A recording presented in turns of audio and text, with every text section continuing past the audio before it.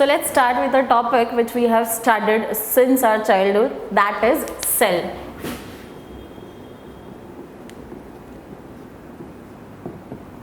You have studied the cell in your 8th standard, in your 9th standard, you will be studying in your 10th standard, you will be studying even in your 11th and 12th and even in NEET. So this is something which is required for the entire syllabus. You will at least expect 2 to 3 questions from the cell topic. So what do you know about cell?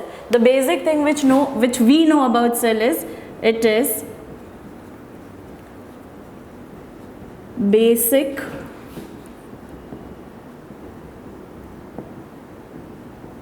structural and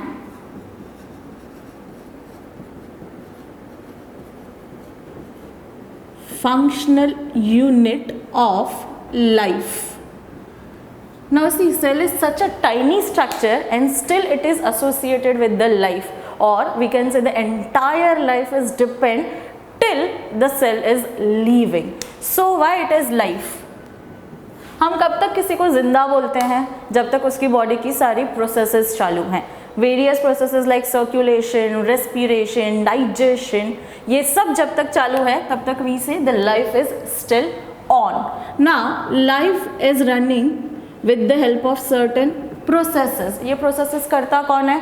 obviously the respective systems, जैसे कि circulation is continued with the help of the circulatory system, digestion is performed by the digestive system and all. So there are various systems in our body.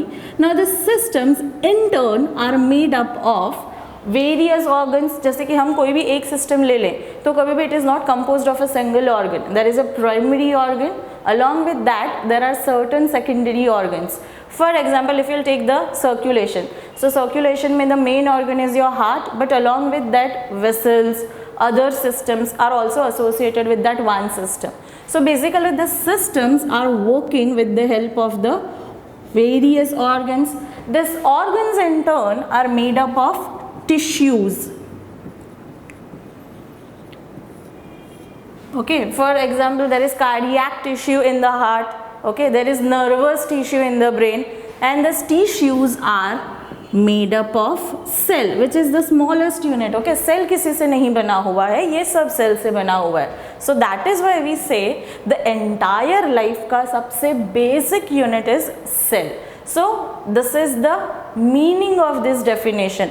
If the cell works, the tissue works, tissue works, the organ work, organs work, then the system is running, and the system is running, processes are performed, and then it is called as the life is going on. So basically this is the entire idea behind this definition. Okay, बचपन से हम पढ़ रहे थे, but इसका exact मतलब क्या होता है? So this is the main thing.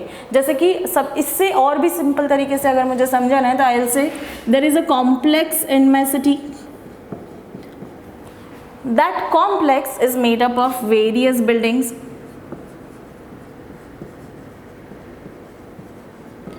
Those buildings are made up of certain houses.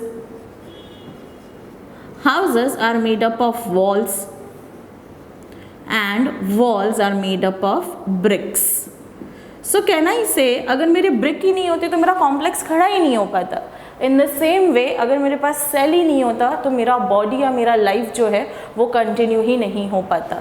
So this is how our cell is important for the continuation of our life. अब ये सेल पता कैसे चला? इस सेल की शुरुआत कहाँ से हुई?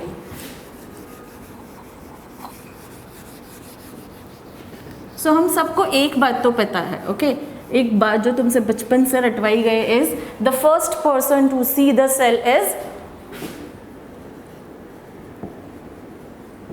Robert Hooke.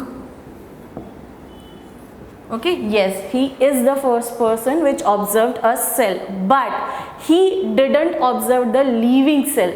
इसने non living cell देखा.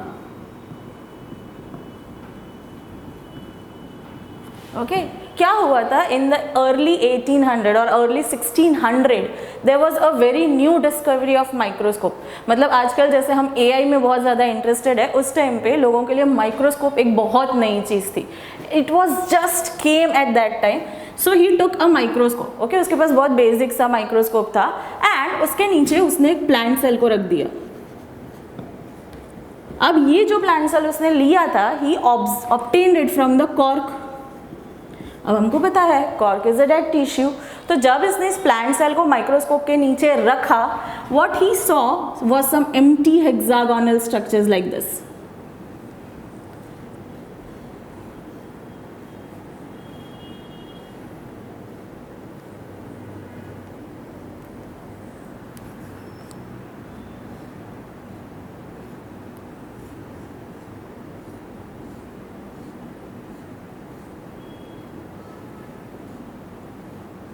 ओके अब उस ज़माने में ऐसे रूम्स, ऐसे हेक्सागोनल रूम्स में मॉन्क्स रहा करते थे। ओके मॉन्क्स बुद्धिस्ट होते हैं, तो वो ऐसे रूम्स में रहा करते थे। उनके लिए जो रहने के रूम्स थे that were of this shapes. अब इनको बोला जाता था सेल्यूला। तो उसने कहा this is same as that of cellula, और वहां से ये नाम आया cell. He named them as cell. Okay अब उसी टाइम पे एक और बंदा था जिसका नाम था एंटोन वॉन ल्यूवेन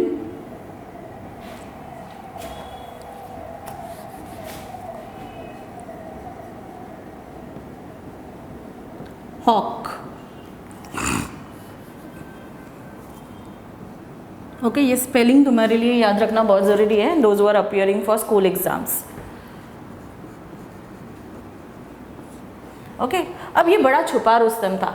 इसने इस टाइम पे एकदम अच्छे वाले लेंसेज ढूंढ लिए थे, and he didn't tell anyone कि मैंने इतने अच्छे लेंसेज ढूंढ लिए हैं। इसके जो लेंस थे वो हुक के लेंसेज से बहुत बेहतर थे। ये बहुत छोटे छोटे माइक्रोस्कोपिक स्ट्रक्चर्स देख पाते थे। अब इसने एक दिन क्या किया, कुछ तो पॉन्ड वाटर लेके आया। He put a drop of that pond water under his developed lens, and what he see, there were some creatures which are moving.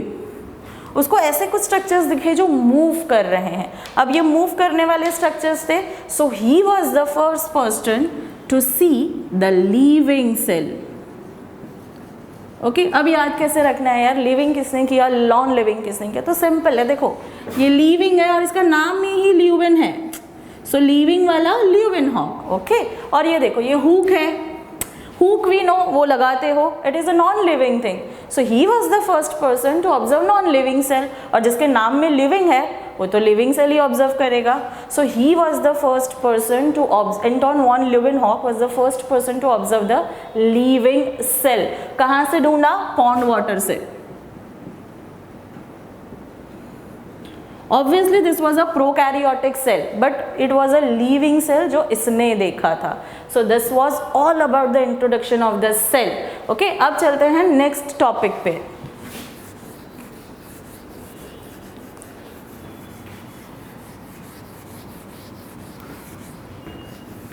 Let's talk about the cell theory. अब cell तो 1600 में ही लोगों ने ढूंढ लिया था, लेकिन उसके बाद के 200 साल ऐसे ही चले गए, लोग इस पे कुछ कुछ करते रहे, but there was nothing solid. So it came around 1800। 3 years याद रखने हैं। ओके 1838 में वापस एक बंदा आया, ओके जिसका नाम था Matthias Schleiden. He was a German botanist.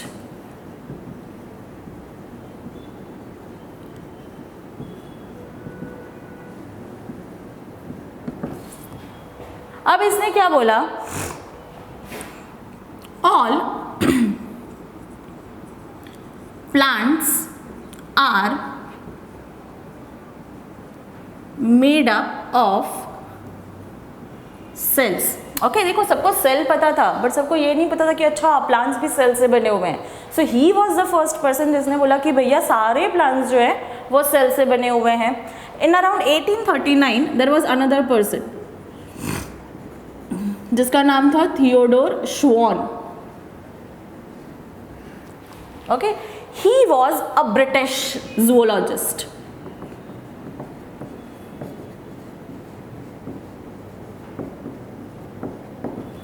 अब जूलॉजिस्ट है तो एनिमल्स के बारे में ही बात करेगा। बट ये बहुत अच्छाना था, इसने क्या किया कि इसने शील्डन का भी स्टेटमेंट चुराया। इसने बोला all plants and animals are made up of cells. But लोगों को पता था कि प्लांट्स के बारे में तो मेथिया शील्डन ने बोला है। उसके बाद ये दो स्टेटमेंट आ गए। उसके बाद almost for 15 years there was nothing, and in 1855 there was a person whose name was Rudolf Virchow। इसने एक बार एक बैक्टीरिया को दो बैक्टीरियाज में स्प्लिट होते हुए देख लिया। उसने देखा दिस वाज अ बैक्टीरिया, और जब ये माइक्रोस्कोप में देख रहा था this bacteria got split into 2। तो इसने अपनी लैंग्वेज में उसको बताया दैट इज ओमनीज सेल्यूला ए सेल्यूले। इसका क्या मतलब होता है? कुछ नहीं, हमारी भाषा में every cell come from preexisting cell. Okay, क्यों इसने ऐसे बताया? क्योंकि इसके पहले जो लोग थे उनको लगता था कि सेल ऐसे ही स्पॉन्टेनियसली अपने आप नॉन लिविंग चीज़ों में से बन जाता है, जिसको बाद में गलत भी ठहराया गया था। पास्चर ने उसको गलत बोला था, but he was the first person. But कोई ये नहीं बता पा रहा था कि अगर ये गलत है तो सही क्या है। He was the first person which से कि ये इस तरह से होता है। Living cell never comes from the non living cell, any living cells comes from the pre-existing living cell। Okay, तो ये तीन चीज़ें हैं, ये तीन statements, that is all plants are made up of cells और animals are made up of cells and omnis cellula is cellula। ये तीन चीज़ें मिलकर तुम्हारा सेल थ्योरी बनाती है। अब तुम याद कैसे रखोगे कि प्लांट किसने बोला, एनिमल किसने बोला? So again there is a trick. ये दिख रहा है, दिस इज मेथी, क्या है? It is a plant. तो मेथियस ने बोला plants are made up of cells. ये दिख रहा है, दिस इज स्वान। ओके, श्वान को स्वान से याद रखो, swan is an animal. So he told that animals are made up of cells. और ये बंदे का तो नाम ही देखो, है वर्चॉ, बोलता है वर्शॉ, मतलब ये बोलता ही अलग भाषा में है। तो इसने बोला है omnis cellula is cellula, that is every cell come from the pre existing cells. तो ये था तुम्हारा सेल थियरी।